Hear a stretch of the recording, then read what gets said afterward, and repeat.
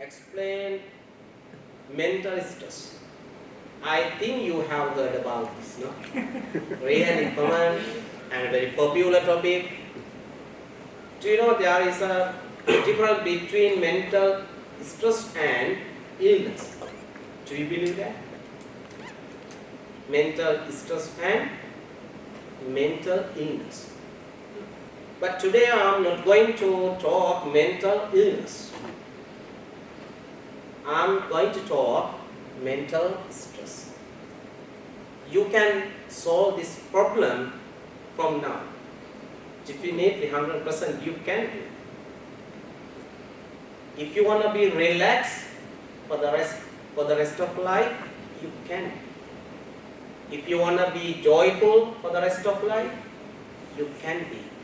Because it's totally in your control. You are the person, you can solve all the problems that you have.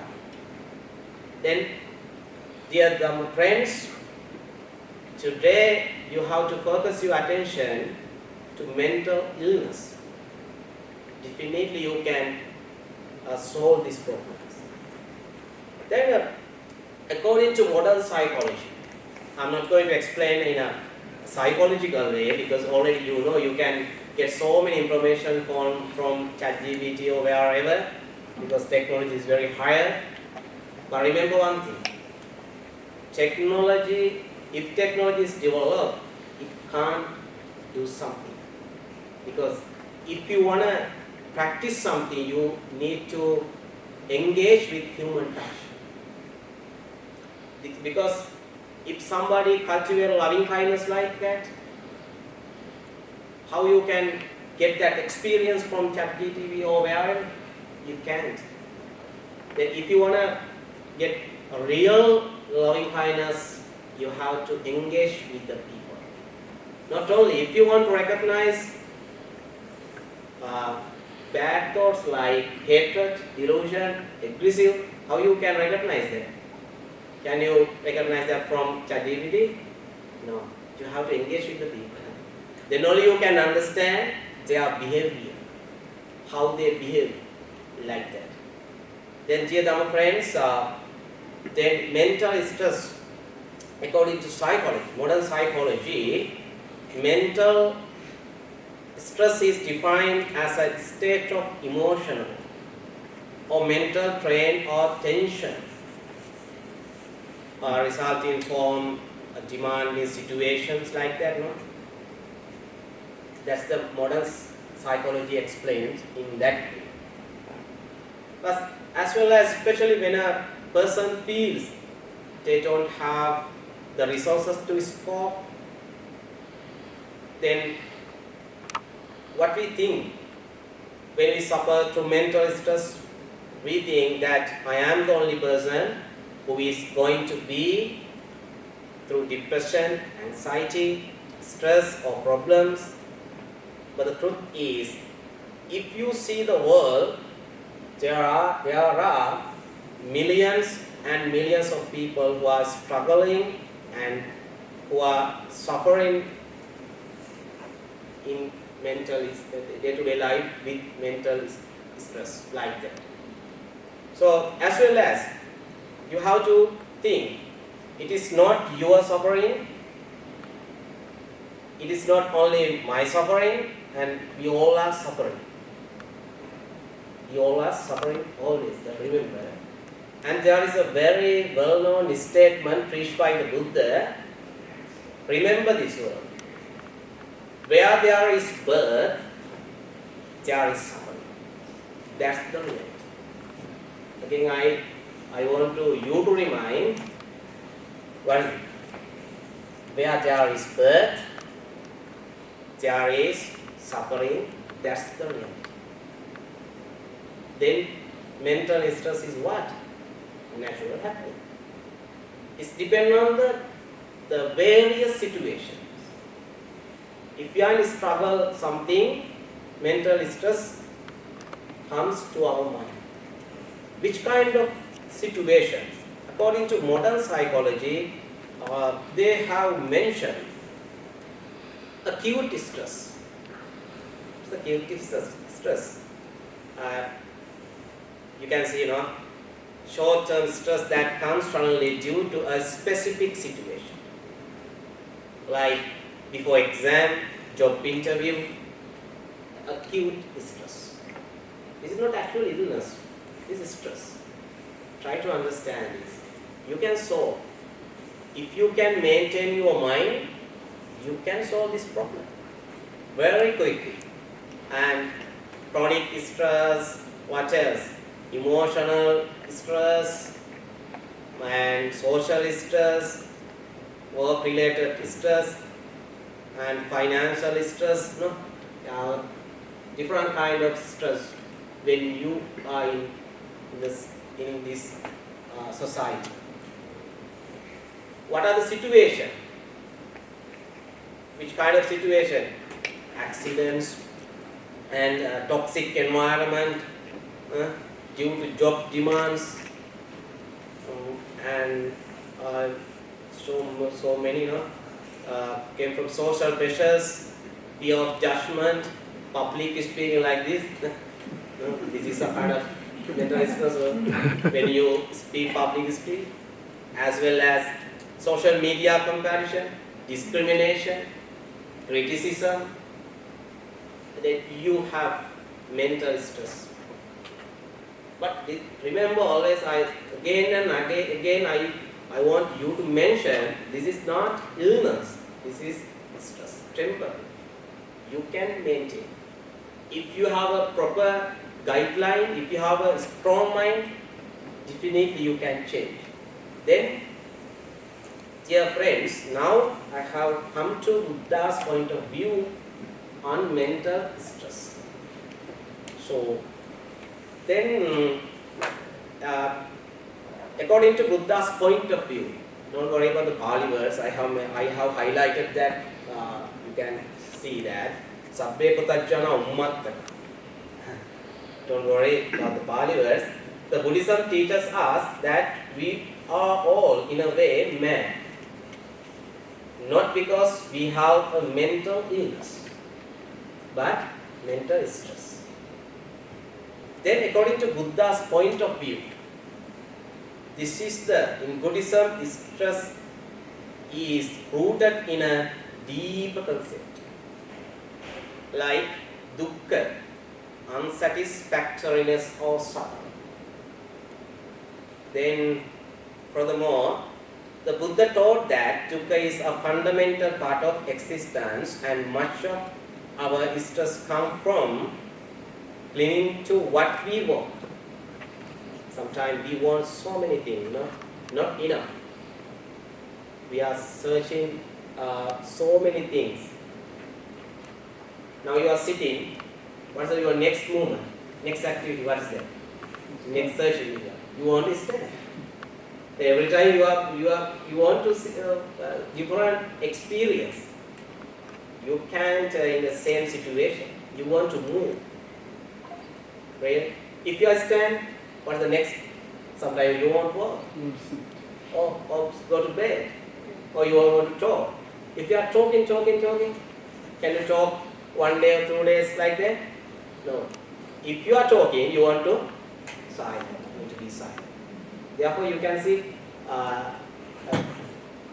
this is not dependent situation. No? Dependent situation. That's why I earlier mentioned don't find happiness. What will happen if you are searching happiness?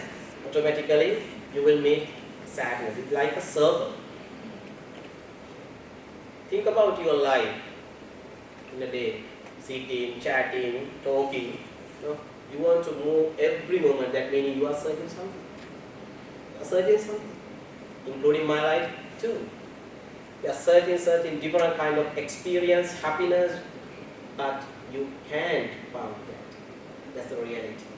Then the highlighted one, from craving arises sorrow, from craving arises fear. That's a kind of a statement reached by the Buddha. From craving arises sorrow, from craving arises fear. And symptoms or result. If you are struggling mental stress, others can understand, and you also can understand. The Buddha never said, don't feel stress. Don't feel stress. You feel that. Doesn't matter. That's a natural happening. After all beings who live in circle of journey. Natural happening. Don't try to give up that. Don't feel stress. Instead of, he said, know it, you have to realize it. This is this. Like that you need to realize. And understand it. Know it, understand it, and let go of it. That's the technical methods that preached by the Buddha. Also I mentioned the cause of suffering is craving, clinging. We can identify 3 causes of mental stress from the Buddhist view. According to Buddha's teaching, the first one is attachment. This is called very common word, tanha, attachment, like greediness. If you are trying to attach something, automatically you have a mental stress. Whatever, job, exam, or person, like that. Then aversion, like hatred. This is hatred. That's a kind of a cause. If you have a hatred, earlier I mentioned, if you are struggling hatred, you want to move your movement. You try to hurt the people, then you are struggling. That's the rejecting what we dislike. And delusion, not seeing things as they are really way. Those are the causes or root. The Buddha once upon a time asked from the monks, if someone is struck by arrow, is it painful? Then what was the reply of monks? They said, yes. Then the second time he asked, if they are struck by a second arrow in the same place, is it more painful? Yes, it is more painful. Then Buddha replied, or Buddha said to the community of Sangha, or disciples, in that way. The first arrow is the pain of life, like illness, loss, disappointment. What is the second arrow is how we respond with blame, anger, regret, self-pity. Then there is a wonderful story preached by the Buddha. I'm not going to explain more and more classification, but simply I would like to mention, because of greediness, what is happened to our mind. Once upon a time, the Bodhisattva, or meaning the before enlightenment, was born of wise and virtues. He practiced several kind of practices, precepts, as well as living peacefully in the mountains. He wore robes made of bark, lived in fruits and roots, and cultivated deep concentration and wisdom. He practiced so many good things, but he was in cost. He had many disciples, who respected and followed his teaching. Then one day, while walking through the forest, he stumbled upon an astonishing sight. A mountain of solid gold shining like the sun. Imagine that, okay? Imagine that situation. This is story. Don't depend on how it happened, it like this. Don't argue. That is also mental stress kind of. They try to get message on. They try to get message. The entire mountain was made of pure. Yet hidden deep within the wilderness, the Bodhisattva looked at and reflected this gold could bring immense wealth to many people. But in world also bring great conflict and suffering if the others find it. They will fight over. If you have a good thing, if you are trying to fight with others, kill others, if you have a good they will fight over it and kill for it and fall into unwholesome states. So what did he do? Out of compassion for the world, he turned his back on the golden mountain and walked away without taking even a grain of gold. He told his disciples this word. Okay, you can see highlighted one. What did he say? Better to be content and free than to be rich and insulted by greed. Later, after many days ago, a hunter came by and found golden mountain. What was happened? News spread quickly. And many people rushed to the spot. Soon there was chaos, fight broke out, people lied and cheated. Someone was killed over a piece of gold, and the mountain eventually became a place of misery, not happiness. Now you can see what was happening because of greed. If you are struggling greediness, then you are trying to kill others. When I conclude this story, in moral of the story, greed leads to suffering. True wealth is not gold but content and wisdom. Even great treasures bring harm approached with unwholesome intention, like that. You can understand because of your greediness or stress, what will happen? You try to kill others, you are thinking in many ways, then you are struggling. Greediness, then you are trying to do bad things. Then try to avoid. Okay, we have another one wonderful story, short. The monk and the bowl. Monks use bowl when they eat, kind of a bowl. A monk had a beautiful alms bowl. One day it cracked. He was upset or sad. The Buddha asked, "Did you think this bowl would never break?" Then this is the root of stress.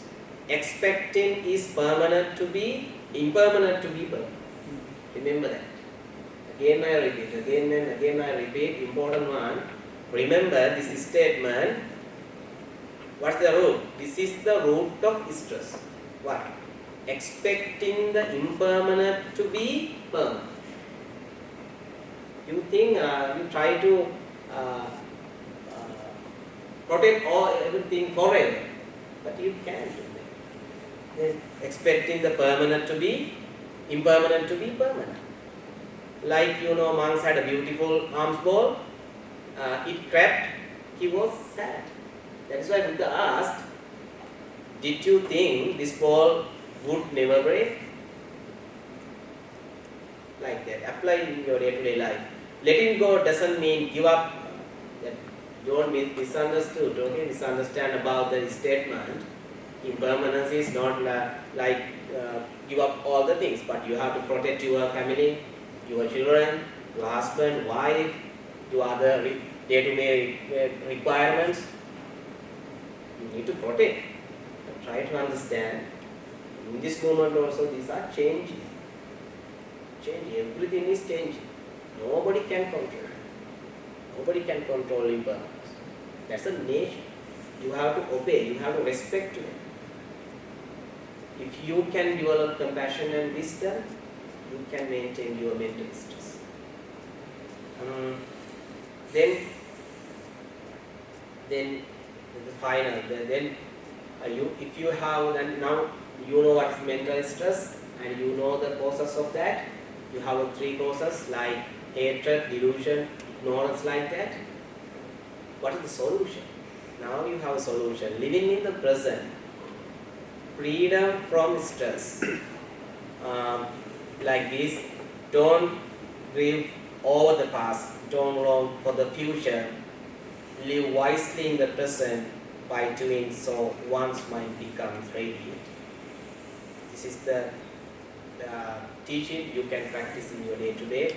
Try to focus to current moment. And furthermore, the past is gone. Thinking about is only creates harm. You think if you are struggling, past thought done by yourself, it is unnecessary. Try to give up. The future is uncertain. Worrying about the creates anxiety. You think about your future.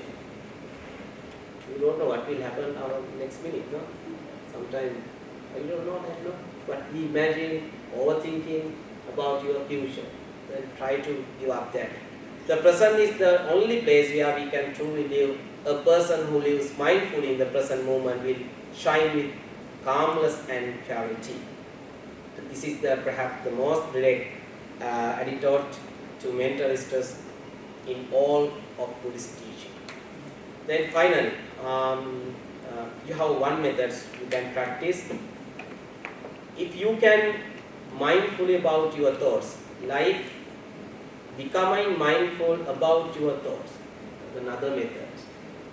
Try to understand your thoughts. Notice that. What is happening? You can practice wherever regular. Use the breath to center your mind. Here, there at Indiana Buddhist Temple also we practice breath meditation every Thursday, loving kindness meditation on Monday. You can practice, you can calm. You can release your mental stress by using meditation like this. You don't want to convert your religion or philosophy, your belief, your faith, confidence. You don't want to change that, but just practice. Whatever meditation, yoga or whatever you can release, you can understand, you can notify your bad thoughts, your mental stress. Then I'd like to invite on behalf of our Bhante Pannasara, the abbot of Indiana Buddhist Temple, you can come, you can practice meditation and contemplate impermanence, everything changes, or let them change. Another method, let them change. Let your thoughts change. Then only you can strong your mind, you can maintain your mind and let go of what you cannot control. Embrace equanimity, see life with a steady heart. So then time has come to stop my presentation today of Dharma Talk. Mental stress is real, but it is not permanent. With mindfulness, wisdom and compassion, we can understand it, care for it and release it. As the Buddha said, by oneself is evil done. Earlier mentioned, you want to be relaxed for the rest of life, you can be. Because you are the person who can solve your problems. Then by oneself is evil done, by oneself is one purified. Purify and impurity depend on oneself. No one can purify another. You are the person. You can guide your life. May you work with gentleness. May your stress become your teacher. Another important thing. May you work with gentleness or mindfully. May your stress become your teacher.